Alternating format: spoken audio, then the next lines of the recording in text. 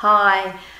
I was writing my blog just earlier and I was thinking I actually wanted to talk and show you something rather than just write about it. So I'm just here on this very quick little video with a message for you. Last night I uploaded something new to the website and I was so proud to do so because Tim has written a book and the book has been published and I just couldn't be prouder, and I wanted to share it with you. And I want to share it with you, not so you rush out and buy it, because that's not what this is all about. I'm barely going to be a millionaire selling copies of Tim's books, and this isn't a sales pitch for that. It's a message because this book represents so much. First of all, this book represents 9 years of diet and biomedical and behavioural therapy, speech therapy, occupational therapy, all of those. And it represents 9 years of very hard work by one little boy. And there's a few messages in there. And the first one of those is just to hope and to dream for your kids. Because when Tim started out, we've been doing occupational therapy for about 8 years. And he started out, I think he was 4, and he couldn't even pick up a pencil or scissors, and he used to hold things with his wrists, and he couldn't even bear. His sensory skills were so, his sensory issues were so pronounced, he couldn't bear to hold a pencil. So writing was, it was a mammoth effort to get him to write, and writing for him was seriously torture for a couple of years at least. And even when he was able to write, his legibility was all over the place. He was years behind the others. And as he started progressing and improving at school and generally, we realised he had a great imagination, but he just couldn't write anything down. It was just physically really, really difficult for him. So he's written this book, and it's not a long book, but he's written it all longhand. He hasn't typed it. And we've worked with his occupational therapist over the past few months and on editing it and getting the sentence structures right and things like that. So for me to see Tim, now one of his favourite activities has become writing, and he can sit at his desk and spend a few hours writing with all this fabulous stuff that's in his head, and it's such a joy for him. And it's been a joy for him writing this, and it's been like his dreams coming true, just to see this whole finished product and all the work that he's put into it. So the book represents hard work, it represents hope, and there's just something else I wanted to touch on while I was here, and it represents the fact that we've engaged Tim's passion.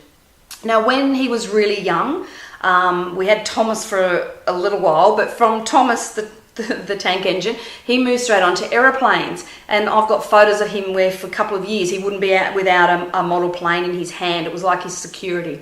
And he knew all the planes and their logos and everything. Now, we got conflicting advice, as I'm sure you've had too, about how much do you do with that passion? Do you not engage them because they're so obsessive about it? Do you try and stop it?